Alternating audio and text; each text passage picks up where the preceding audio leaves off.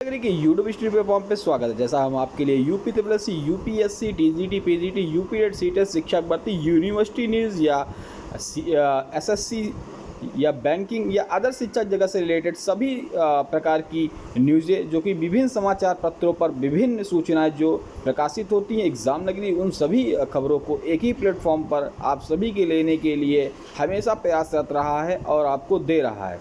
चूँकि 2 दिन कुछ काम पड़ जाने के कारण आपको आवश्यक सूचनाएं नहीं मिल पाई थी, लेकिन आज से फिर वो कंटिन्यू हो जाएगा क्योंकि सूचनाएं आप तक पहुंचाना एग्ज़ाम नगरी ने हमेशा प्राथमिकता पर रखा है। उसी प्रकार से आज हम देखेंगे 29/6/2023 की प्रमुख महत्वपूर्ण सूचनाएं।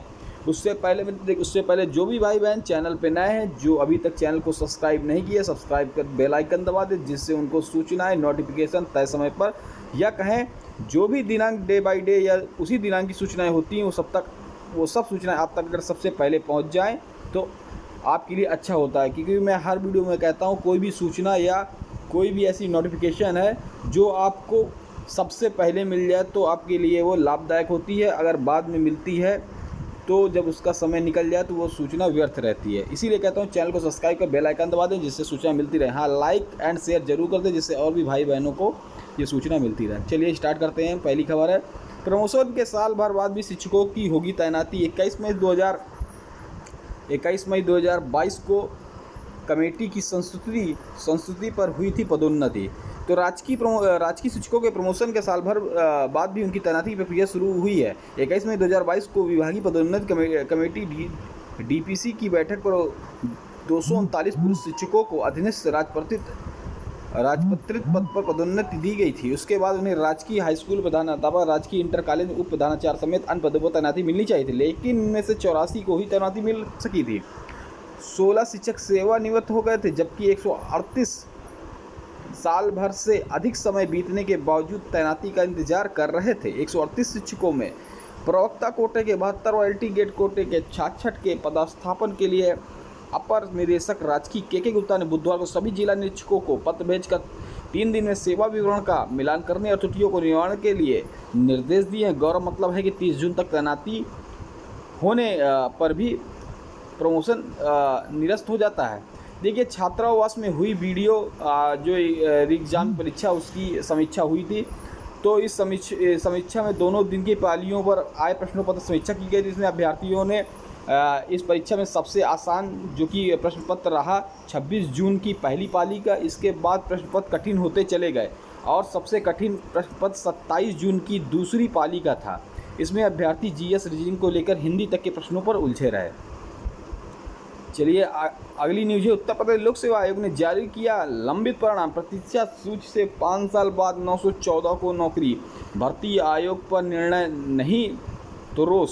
15 विषयों के शिक्षक भर्ती 2018 में हुई थी। अभ्यर्थी प्रतीक्षा सूची की चयन की मांग कर रहे थे। राजकीय विद्यालयों में सहायक अध्यापक एलटी गेट भर्ती शुरू हो के 5 साल बाद बुधवार को प्रतीक्षा सूची में शामिल 914 अभ्यर्थी को चयन कर नौकरी दे दी गई। इससे आयोग का परिणाम जुलाई से पहले सप्ताह में जारी करना था, लेकिन निर्धारित अवधि के पूर्ण परिणाम घोषित कर आयोग ने उन अभ्यर्थी को बड़ी राहत दी है जो मामूली अंक के अंतर से प्रतीक्षा सूची में शामिल होने के बावजूद पिछले 5 साल से नौकरी की उम्मीद लगाए थे। उत्तर प्रदेश लोक सेवा आयोग ने मीडिया प्रभारी विनोद गौड़ ने परिणाम जारी किए जाने की जानकारी दी। मार्च 2018 15 विषयों के शिक्षकों के लिए शुरू हुई भर्ती के 8 विषय सामाजिक विज्ञान, अंग्रेजी, हिंदी, कंप्यूटर, कला, वाणिज्य, कृषि विज्ञान प्रतीक्षा सूची के चयन किया गया था। 7 विषयों में प्रतीक्षा सूची के चयन की कार्रवाई पहले से ही की जा चुकी है। आयोग ने 15 विषयों में सहायक अध्यापक के रिक्त 10,768 पदों की भर्ती के 15 मार्च 2018 को विज्ञापन जारी किया। इसके लिए 7,63,317 अभ्यर्थियों ने आवेदन किया था। मुख्य सूची में चयनित अभ्यर्थियों को राजकीय विद्यालय में प्रवक्ता अन्य पदों पर चयन होने के कारण उन्हें एलटी गेट में कार्यभार ग्रहण नहीं किया था। पद खाली रहने के कारण प्रतीक्षा सूची से चयन मांग रहे थे और उन्हें कई बार प्रदर्शन भी किया था। इलाहाबाद विश्वविद्यालय की न्यूज़ है, पीजी 81 में 33 टॉपरों में 16 बेटियां हैं। 27 पीजी पाठ्यक्रमों में प्रवेश परीक्षा का परिणाम घोषित हो गया है। 33 टॉपरों में प्रयागराज 10 व 2 प्रतापगढ़ के रहने वाले हैं। ओटीआर के बाद 3 बार संशोधन का मिलेगा मौका। ओटीआर के आंकड़े हैं, देखिए 2,22,485 अभ्यर्थियों ने अब तक कराया पंजीकरण। उत्तर प्रदेश लोकसेवा आयोग की प्रतिनिधि छात्रों की सलाह दी है कि जल्द से जल्द एक अवसरी पंजीकरण OTR कराएं, जिससे भविष्य में होने वाले विज्ञापन आवेदन करने में कोई असुविधा न हो। एक बार OTR हो जाने के बाद उसमें अधिकतम तीन बार पुनः संशोधन किया जा सकता है। OTR प्रक्रिया अविलंब पूर्ण कर अभ्यर्थियों को OTR पंजीकरण संख्या प्राप्त करना अनिवार्य है, अन्यथा आवेदन न कर पाने की स्थिति अभ्यर्थी स्वतः जिम्मेदार होंगे। OTR प्रक्रिया आयोग की वेबसाइट uppsc.up.nic.in पर वांछित ये सूचनाएं भरकर पूरी की जा सकती हैं। सचिव अशोक कुमार ने साफ किया है कि वर्तमान में सभी ऑनलाइन आवेदनों के लिए OTR व्यवस्था अनिवार्य रूप से लागू है। अब कोई भी अभ्यर्थी किसी विज्ञापन के सापेक्ष बिना OTR के आवेदन नहीं कर सकता है। अभ्यर्थी इस क्रम में वर्तमान विज्ञापनों के साथ साथ भविष्य में होने वाले विज्ञापनों के तहत ऑनलाइन आवेदन OTR कर लें। चंद्रयान 3 का प्रक्षेपण 12 से 19 जुलाई के बीच है। लैंडर रोवर के पुराने नाम से रहेंगे। श्रीहरिकोटा से मार्क 3 रॉकेट भेजा जाएगा। तो ये करंट से रिलेटेड भी सूचनाएं हैं, आप सभी के लिए महत्वपूर्ण है, तो वो भी एक दो डाल दी जाती हैं। भारत के महत्वाकांक्षी अभियान चंद्रयान 3 के प्रक्षेपण 12 से 19 जुलाई के बीच कभी भी हो सकता है।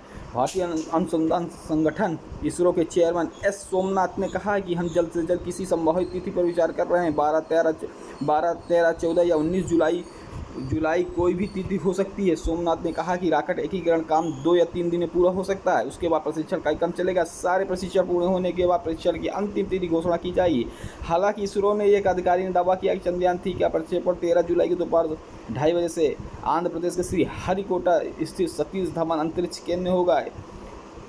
इसके मार्क 3 रॉकेट से प्रक्षेपित किया जाएगा।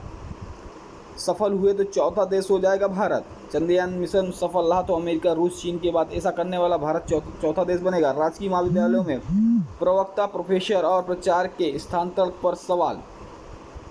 रिक्त हुए सभी पदों को नहीं भरा गया। 2 गृह जनपदों में स्थानांतरित किया जाएगा। डगर कठिन है। एडेड महाविद्यालयों में ऑफलाइन स्थानांतरण की।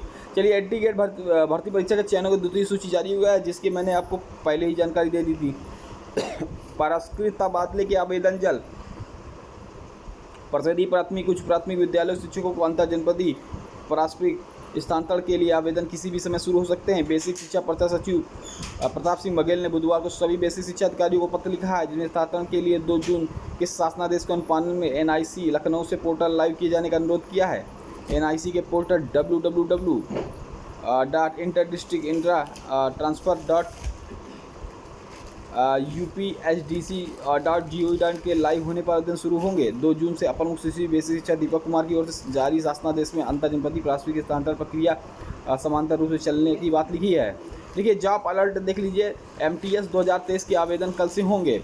SSC की multitasking non technical staff havildar, central bureau of direct taxes and custom and central bureau of narcotics exam 2023 के लिए आवेदन 30 जून से शुरू होंगे।